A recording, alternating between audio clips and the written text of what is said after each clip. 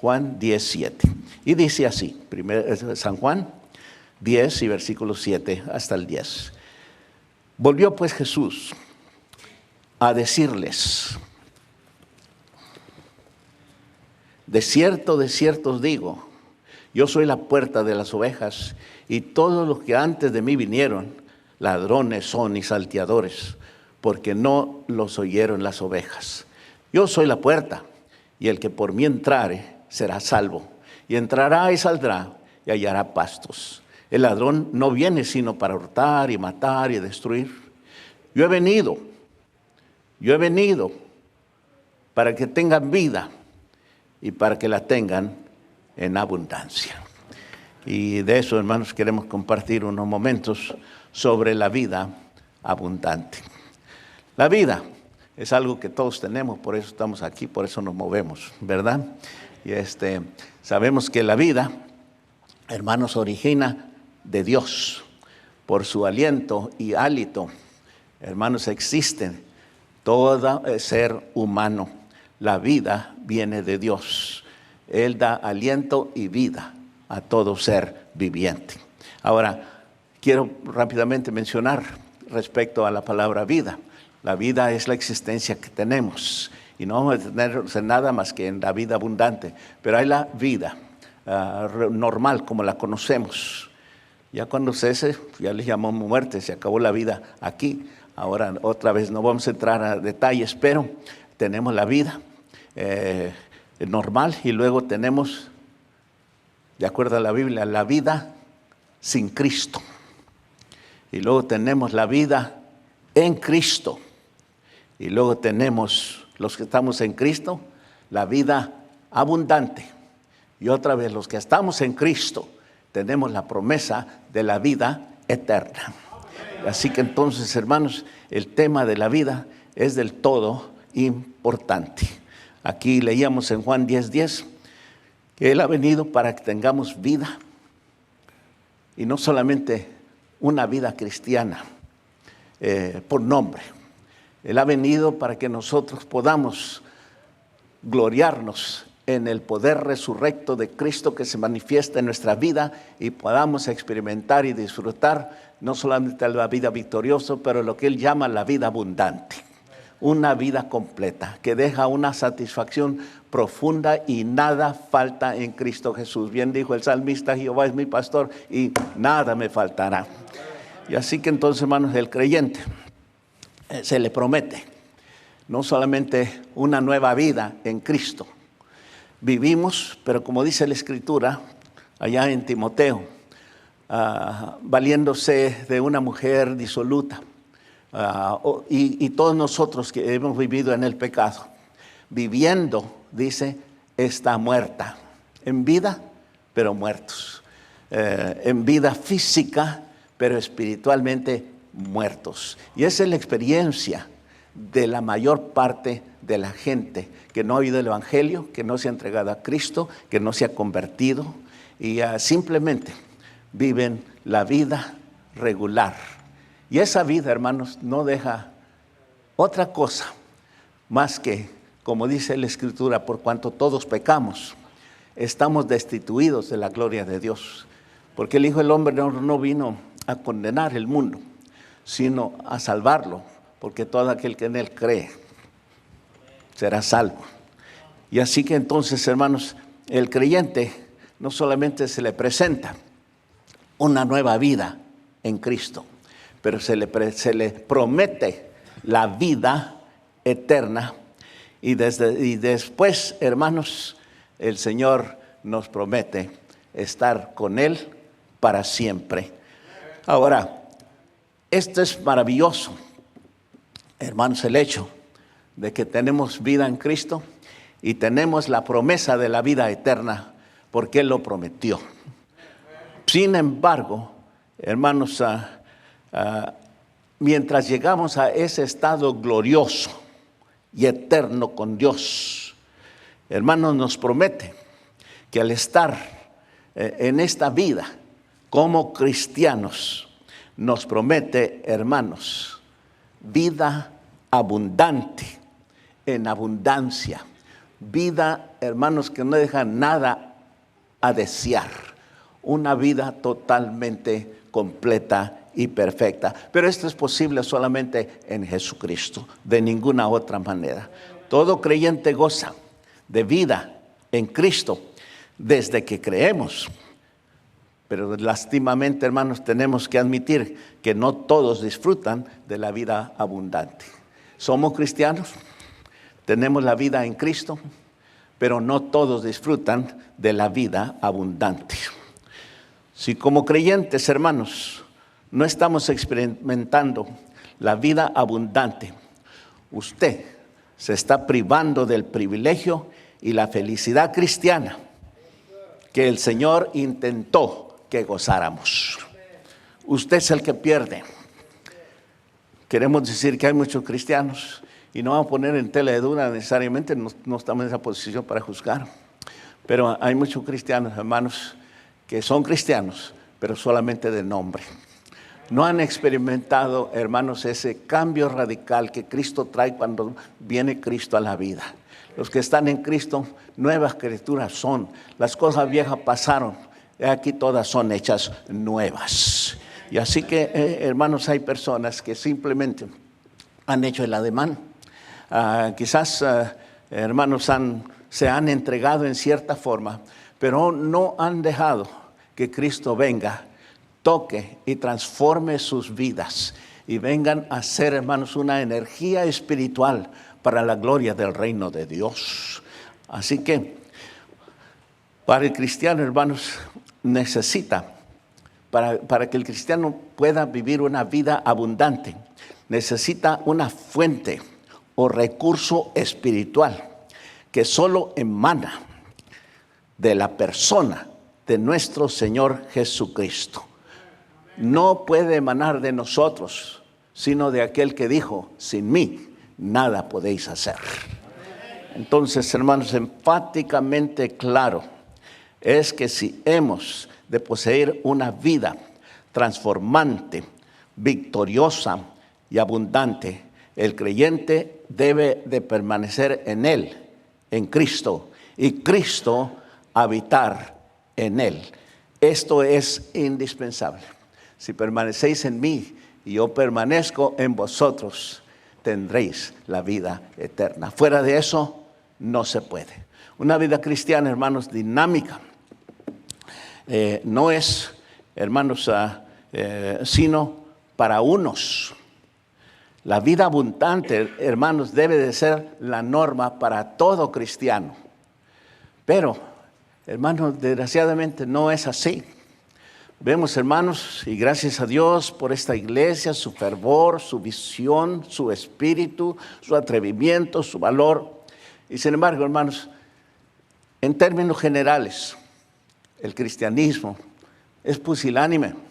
El cristianismo no tiene visión. El cristianismo no practica piedad. El cristianismo se deja llevar por el espíritu de este mundo. Y hermanos, no hay esa evidencia de ese poder, de esa gracia de Dios que transforma las vidas y las llena de su poder y las usa para su gloria, porque viven ajenos a lo que la Biblia llama la vida abundante. Entrar y salir a la iglesia es algo que nos corresponde. El Señor dijo: malo y negligente siervo, es lo que te toca hacer. ¿Qué quieres? ¿Una medalla? Es lo que nos corresponde hacer, venir a la iglesia como testimonio. Pero si venimos para oír y salimos y nos escurrimos, no crecemos en gracia y conocimiento del Señor, ¿cómo podemos nosotros experimentar la vida abundante? Entonces, una vida cristiana, hermanos, debe ser una vida dinámica. Y esto debe de ser para todos, debe de ser la norma. Y para esto, hermanos, se requiere una vida espiritual en su mayor grado. Tenemos que vivir la vida cristiana a propósito, no a nombre, de pasada, a conveniencia. Debe de ser, hermanos, un propósito determinado, vivir una vida espiritual, pero en su mejor nivel. Esto es, hermanos, lo que el Señor requiere. Y esto es, hermanos, lo que falta verse.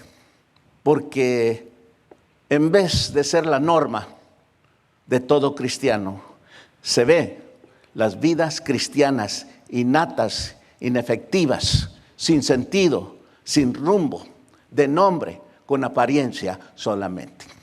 Y eso da lugar al mundo, que nos critiquen, de esos que van a la iglesia y no son más que hipócritas. Van a la iglesia, no salen de la iglesia, pero mira cómo viven, mira cómo se portan, mira cómo hablan, mira dónde andan. Andan con nosotros y como nosotros.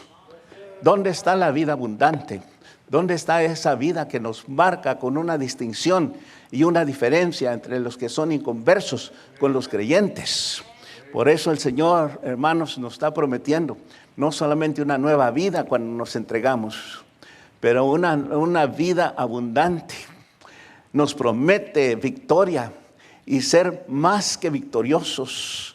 Nos promete que en Él, siempre y cuando nos interese y entendamos y busquemos las cualidades de la vida abundante, entonces nuestras vidas deben de ir de triunfo en triunfo, de fe en fe, de victoria en victoria y de gloria en gloria.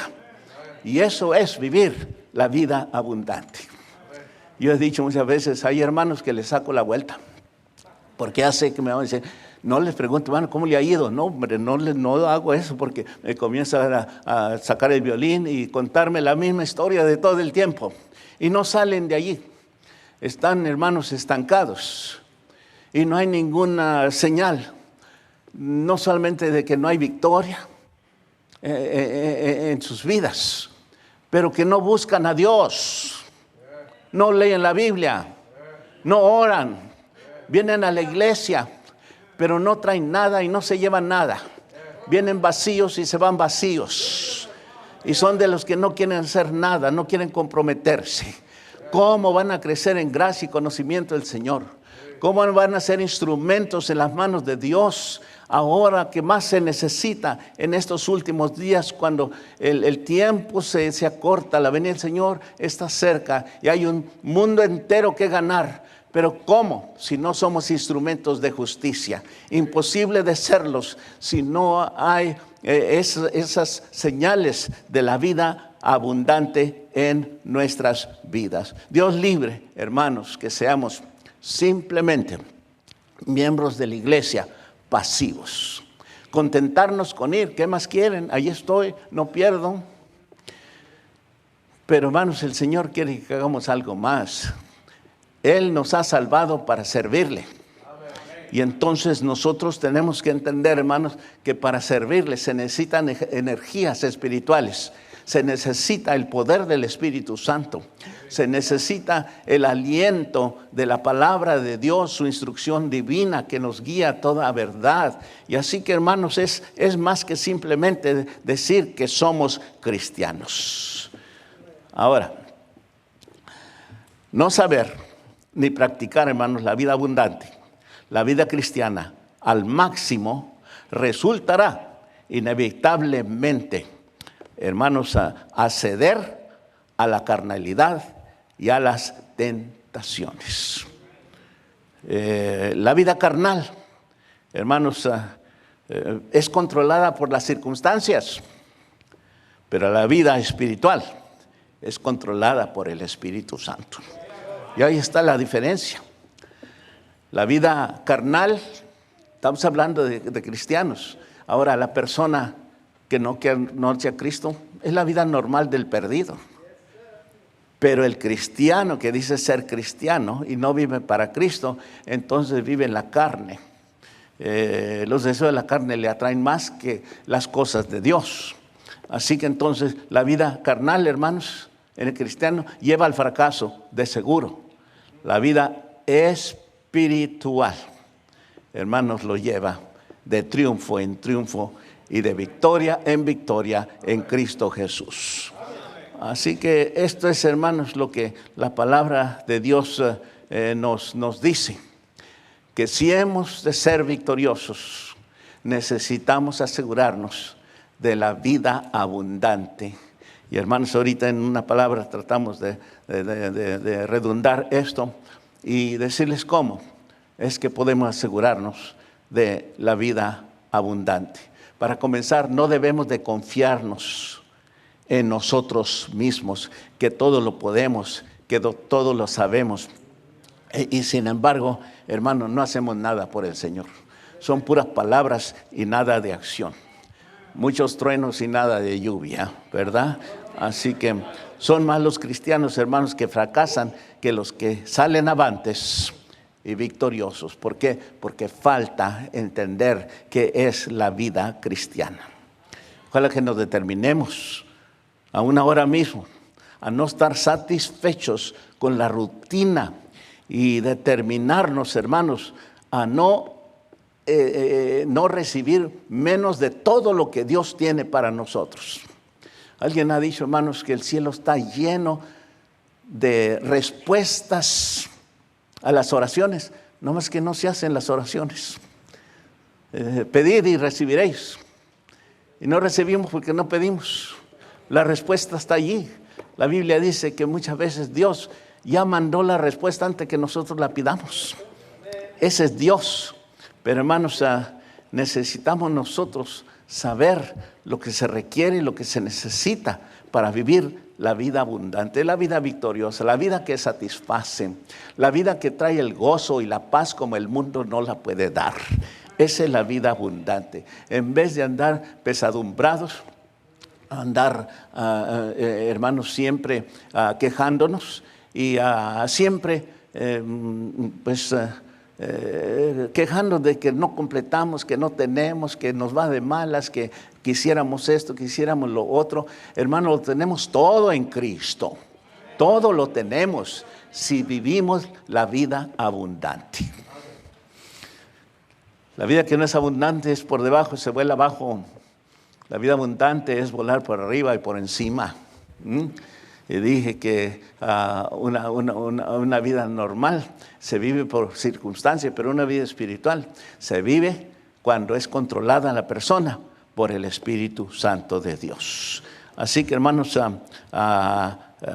primeramente Dios, déjenme decirles qué es la vida abundante aquí rápidamente. En primer lugar, la vida abundante, hermanos, es una vida entregada, verdadera y totalmente al Señor. Ese es como se experimenta la vida en abundancia. La vida abundante no es un secreto. Vean ustedes ahí en Romanos capítulo 6 y los versículos 10 hasta el versículo 13, 10, 13 de Romanos. Romanos capítulo 6, del 10 al 13. Romanos Corintios, sí. Ok. Porque con el corazón se cree para justicia, pero con la boca se confiesa para salvación. Pues la Escritura dice, todo aquel que creyere no será avergonzado, porque no hay diferencia entre judío o griego, pues el mismo que es Señor de todos es rico para con todos los que le invocan, porque todo aquel que invocar el nombre del Señor será salvo. Ahora, hermanos, la vida abundante no es es que yo leí acá, es 10, es 6, perdone, no me cuadró con lo que estaba leyendo, es el capítulo 6, así que ustedes perdonen, dice, cuando tiene 70 años se equivoca, se enoja la gente, pero ya cuando tiene 80, lo disculpan, porque ya sabe que se le está yendo la memoria. Así es que me disculpan por favor, Y el 6, el capítulo 6, hermanos, del 10 al 13, y déjenme ver si le atinamos aquí. Y dice, porque en cuanto murió, al pecado murió una vez por todas, mas en cuanto vive, para Dios vive. Así que también vosotros, consideraos muertos al pecado, pero vivos para Dios en Cristo Jesús, Señor nuestro. No reine pues el pecado en vuestro cuerpo mortal, de modo que lo obedezcáis en su concupiscencia, ni tampoco presentéis vuestros miembros al pecado como instrumento de iniquidad, sino prestaos vosotros mismos a Dios como vivos de entre los muertos, y vuestros miembros a Dios como instrumentos de justicia. Debe haber, hermanos, una entrega verdadera si hemos, hermanos, de experimentar la vida abundante. En segundo lugar, hermano, la vida abundante es una vida rendida al servicio a Dios. Usted no puede, hermanos, reclamar o jactarse de la vida abundante, de un espíritu verdaderamente cristiano, de que es verdaderamente leal al Señor, a menos que usted le esté sirviendo. Y solamente cuando uno le sirve, tiene el gozo y la satisfacción que da la vida abundante. Romanos capítulo 12 lo dice: presentad vuestros cuerpos en sacrificio vivo a Dios, santo, agradable, que es vuestro racional culto.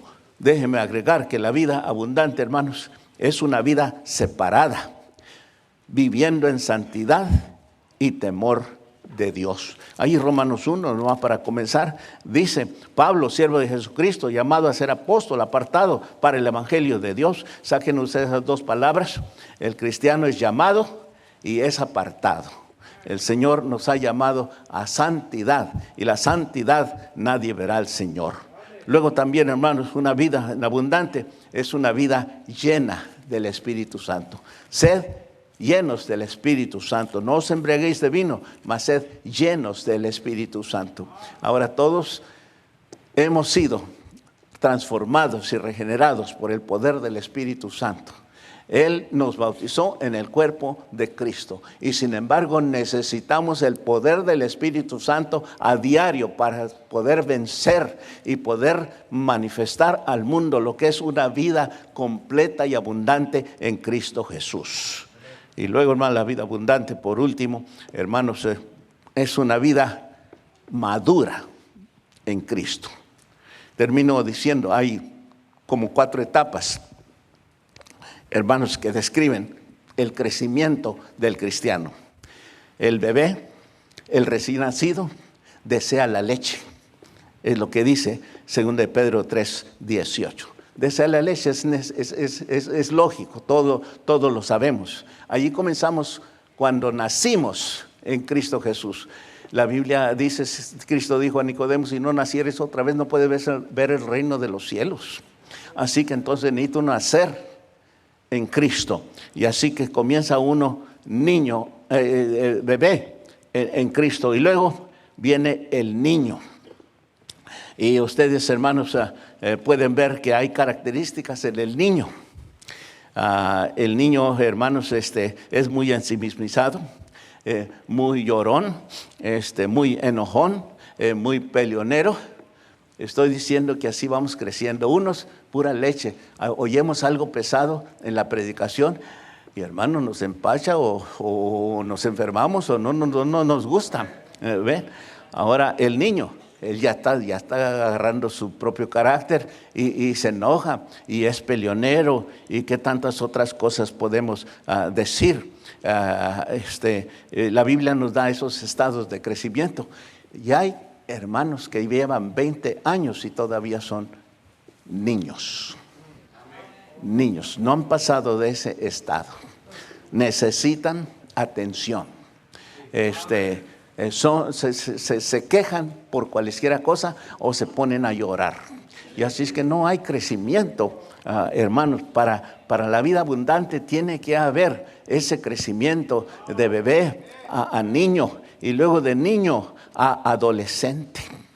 Así que ya los adolescentes, hermanos, mientras son viriles y fuertes y todos, hay una medida de falta de tacto, de imprudencia, y hermanos, de solo suficientes. Pero ya se están desarrollando como adolescentes, jóvenes, para llegar a ser adultos. Y eso es lo que el Señor quiere, hermanos, que lleguemos a ese papel de adultos en Cristo.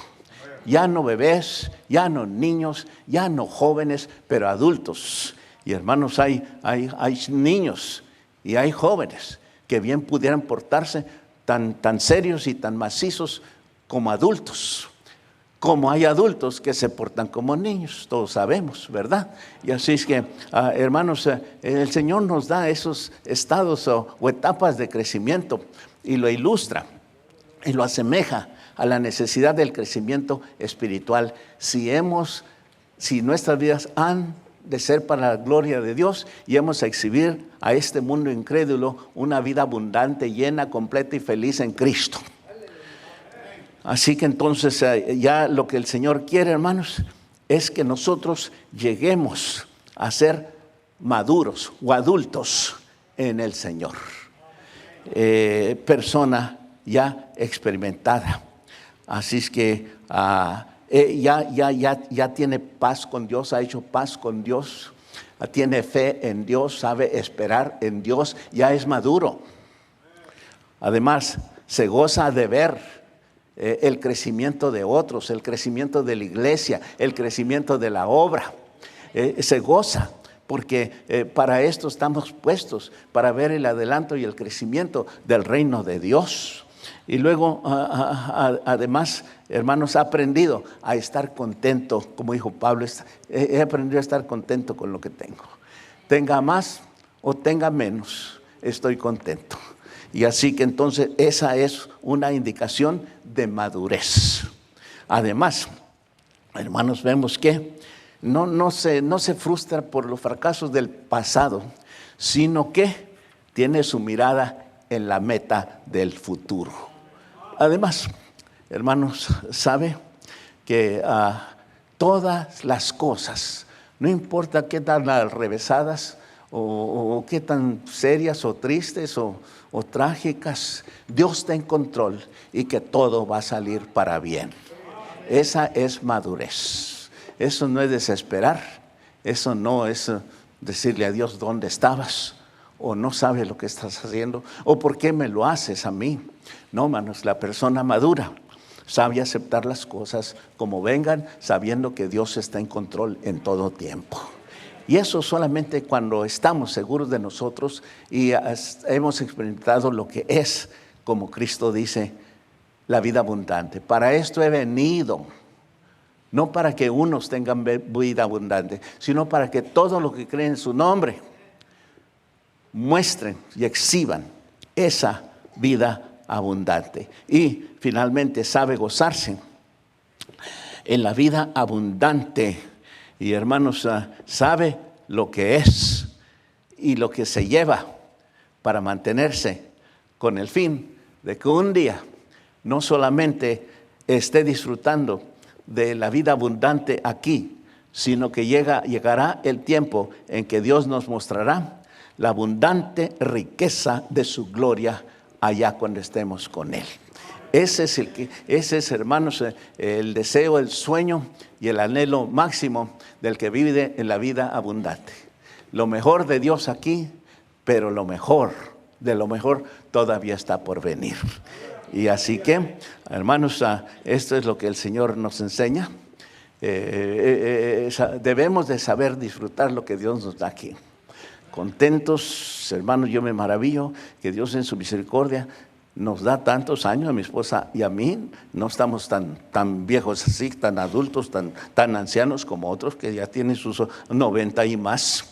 Pero ya sentimos esa carga. Pero qué bendición, cada día es una bendición, hermanos, cada día es un gozo. Hermanos, la vida es bonita, especialmente en Cristo. Y me siento dichoso de estar vivo, poder resollar, poder moverme todavía, con dolencias y todo, pero poder moverme, poder servir a Dios sobre todo. Y así que es un gozo, hermanos, poder disfrutar de lo que la vida abundante comparte en uno y darle gloria a Dios. Y darle gloria a Dios por todo eso. Y hermanos, creer.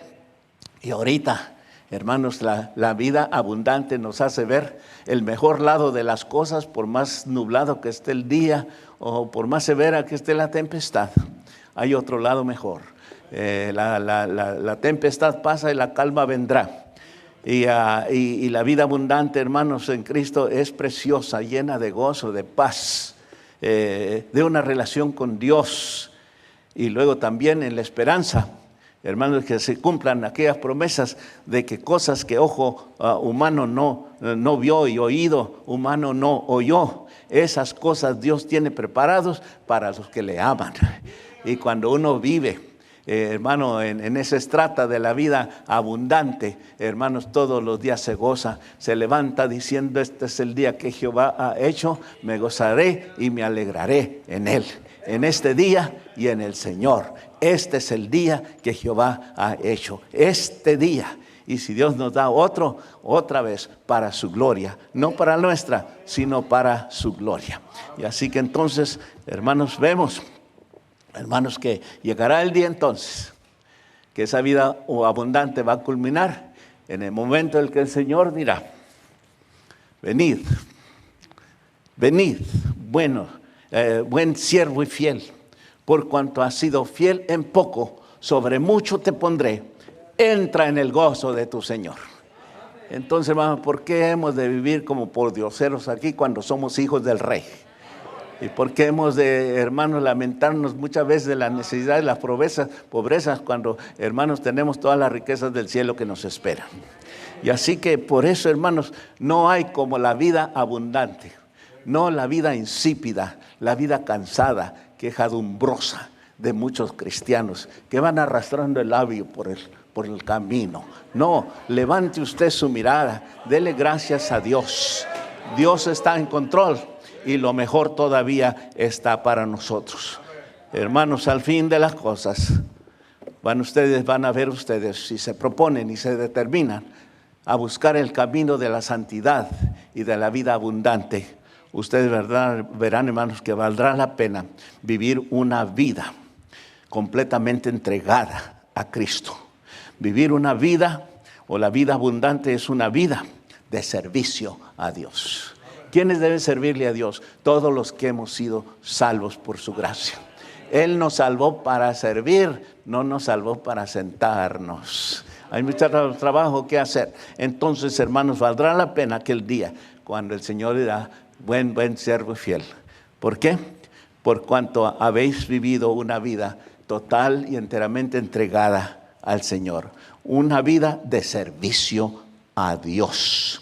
Una vida separada del mundo, del pecado y de la carne. Habrá de valer la pena una vida llena del Espíritu Santo, y habrá de valer la pena una vida, hermanos, procurando, como dice Efesios, y si lo ven allí, por favor, es el último texto que veremos allí, y verán ustedes en el capítulo 4 y en el versículo 13.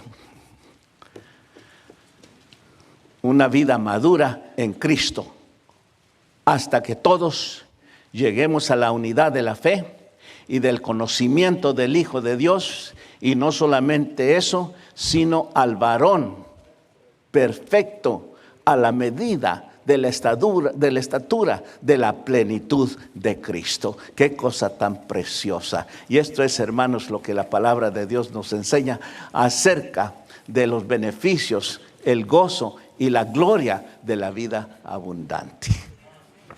Yo no sé si usted anda volando bajo. Yo no sé si usted vive en la tristeza. Yo no sé si usted vive amargado y dice ser cristiano. El Señor quiere que usted entienda que Él pagó el precio por usted para salvarlo de una eterna condenación, para prepararlo, para gozar la gloria del Padre con Él eternamente en los cielos.